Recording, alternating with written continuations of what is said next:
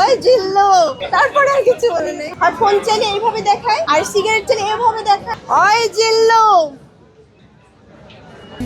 আমি ফাইসা গেছি, আমি ফাইসা গেছি মাইনকার চিপায়। আমি ফাইসা গেছি, আমি ফাইসা গেছি, আমি ফাইসা গেছি মাইনকার চিপায়।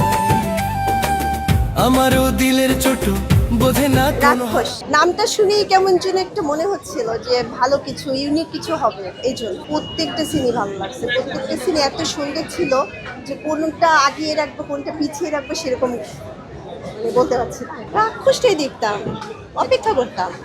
কাল বনলতা এক্সপ্রেস দেখেছি, আজ রাক্ষস দেখলাম। ওটার গল্পটা আরেক রকম, এটার গল্পটা আরেক রকম। গল্প অনুযায়ী তো সব কিছু এগিয়ে নিয়ে যাওয়া হয়, কিন্তু একটা গল্পের মতো আরেকটা গল্প তো হবে না। আর সব ছবি তো গান, তারপরে মারপিট থাকবেই, তার মানে এইটা না যে ওটার কপি করা হবে। সেভাবে তো ডায়লগ মনে নেই। হুম। ওই জিল্লু, তারপরে আর কিছু বলে না। এখানে ও জিল্লু বলে, ও কথা বলে না, ও হাত দিয়ে এভাবে ইশারা করে। আর ফোন চালিয়ে এইভাবে দেখায়, আর সিগারেট চালিয়ে এভাবে দেখায়, কথা বলে না। এই জন্য আমি আর বাকিটুকু বলতে পারলাম না, বাকি তো ইশারায় দেখাতে হবে আমাকে। আমরা কি ইশারা দেখতে চাই? আপনি জিলুর কাছে যেটা চান সেটাই দেখান। ওই জিল্লু,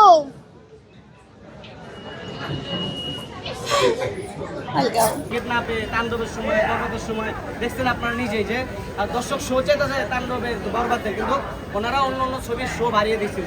এটা নিয়েও সিন্ডিকেট চলছে, আমরা কোনো মুখ খুলি নেই, তখন আমরা খুলি নেই। তখন যাক, এটা আমরা তুলি না, যাক দেখতে পাচ্ছি, পাবলিক তো ছবি দেখতেই আছে।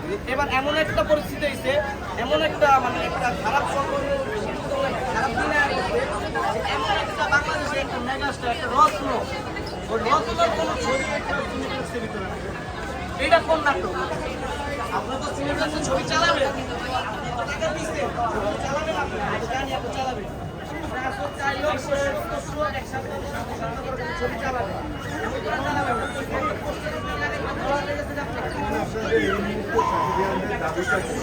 দাবি হলো পরিচালক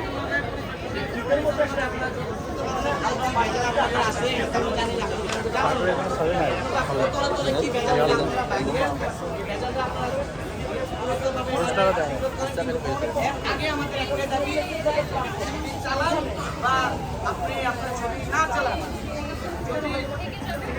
ছবি চালান।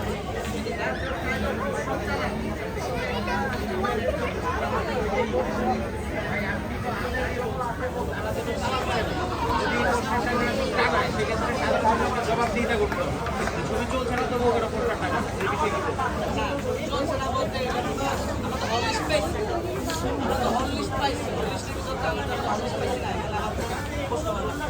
আমরা তো হল লিস্ট পাইছি, হল লিস্টের ভিতরে তো আমরা হল লিস্ট